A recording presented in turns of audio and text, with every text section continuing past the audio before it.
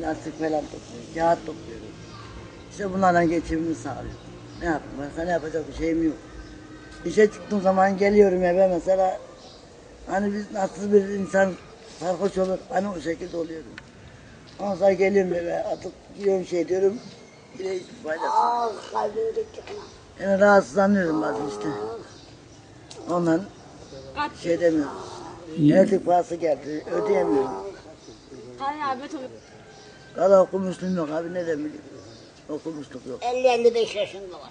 İşte bir rahatsızlık ayaklarda. İşte ayaklarım ben. Bir rahatsızlığım var. Hı. Kalbim sıkılıyor. Sabaha kadar yatmıyoruz. İşte bu benim. Başka durumum yok. Yürümekten, yiyden nefes kesiliyor. Ben 4 senedir tanıyorum. Yok başka bakanları yok, işte hükümet ne verirse onu alırlar. Oğluna ait. Sakat o da sakat.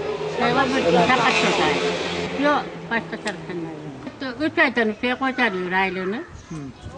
İşte onunla, işte o alıp bir kuruş hükümetten onunla geçiniyorlar işte. Başka yok. Yani yatırıyorlar, yanında kalacak adam yok. Bu da aklı başında değil. Bu da üzülür canım. Bak. Şuradan ne? Yani hiç gelse orada olur hiç kimse.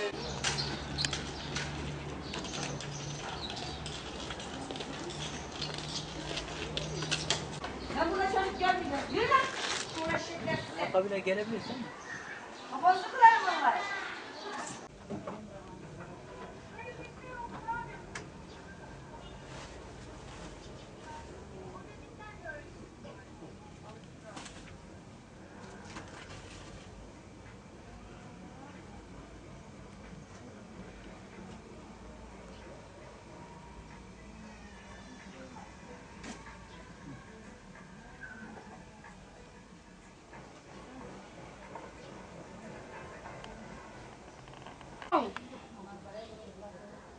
Tamam. Ben bir sözüm. Aa.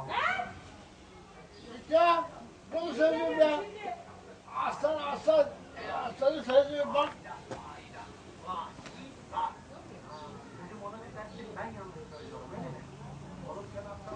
Gidiyorum, döneceğim.